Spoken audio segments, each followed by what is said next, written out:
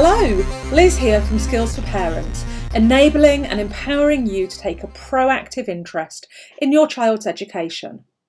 Today, we are going to look at some hacks that every GCSE student should know to find their way around the calculator. So let's start by looking at the SD button. This button takes it between surds and fractions and decimals or other things in your final answer. So it changes it through. And in a previous video, we showed how to have a math result answer, so for the natural display, or a line result answer, which was just a decimal. Or there was also norm 1 and norm 2 as well. So there were a few different modes that will give you different answers. If you type in square root of 2 and you've got it in a mode that will give you the natural display, if you then press the SD, it then scrolls through what your different options are. So on this one, it's just those two. In some other modes or for other calculations, there might be more modes than that, and it will just scroll your answer through them. So if you think you've got an answer and you want to see something else, whether it's recurring or as a square root or as a fraction, whatever it is, you can just use that button. Really, really important.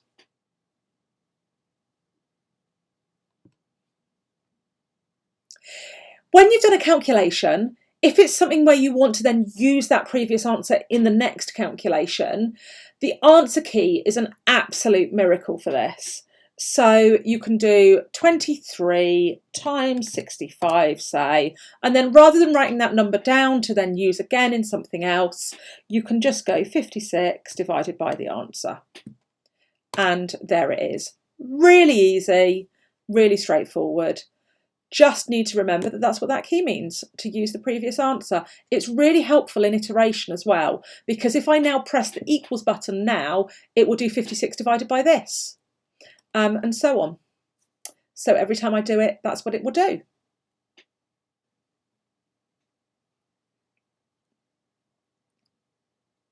The cursor key enables you to navigate around a calculation. So I've just started typing a calculation in. It's a little bit complicated, not too much, but I've realised that at the moment I've missed there an add sign out. So what I want to do is just navigate around the calculation till I get to the point where I want to put that sign in and use the add. And you get the little flashing thing to show you where it is as it's going around. Now you can do that, that's great. And then you might do another calculation for something. And then you think, oh, I want to do something very similar to the one before, but I just need to change it. So if you just use the up and down key, it will take you there, and then use the across key just to bring it back onto it.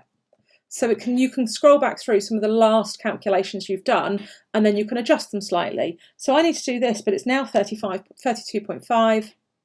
So there we go. And then I get my answer. So make sure that you learn how to go up and down and get previous calculations, and then use the cursor key to change things, and del is the delete key. As well as the answer key, there are memory keys that you can use as well. You can use the STO bit, which is above the RCL there, to store. So STO stands for store, and then RCL stands for recall. So let's say we want to now put this number into a letter, so we can use A to F, and so that we can then use it again afterwards. So you see we've got all the pink bits above. So I'm just going to use store. So I want the second function, or the shift key, to give me store. And then I need to say which letter. So I'm just going to click one of these buttons. You don't need to do alpha, and press that one. And you can see it said, right, it's put that answer into A. I can now use that in a calculation. So that number is now stored in A. And I'm going to do 3 plus A. So I can either use alpha A, and put it in like that. So I can just type it in, plus 6 times alpha A. So I'm going to use it twice in that one. And then it will do that calculation and give me the answer. Or if I just want to see what was stored in A, I can just do recall A. And it tells me what's in A. So to use it, just use the alpha key. To see what was in it, use the recall key. To store, use the store key. Nice and straightforward. So for this one, what we can do is we can use the natural display mode, which I've shown you previously how to set up on your calculator. If you don't know how to get the natural display mode, then go and watch my video all about the different modes that you can use. And what you can do is use the fraction button here, and it makes it into a fraction. Nice and easy. 1/2. That's a half. And if I use SD, it will show me that's 0.5. And I can use that in any calculation I like. Really, really helpful. If I want to put a mixed number in, I can do Shift and then the fraction button, and it gives me the options to write it as a mixed number instead.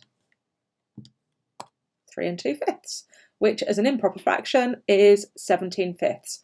Really, really nice. Now, the very new Casio calculator has got a ratio function on it, and you can do ratio on it. But if you don't have that, then there is a little hack. Mine doesn't have it. So if I want to simplify a ratio, let's say I've got 100 to 150, and I want to take that right down to its simplest form, I will just do it as a fraction and do 100 and 150. And that will then take it down to 2 to 3. So I just know that that's actually a ratio, and that's how you do it. Nice and easy. So there you go.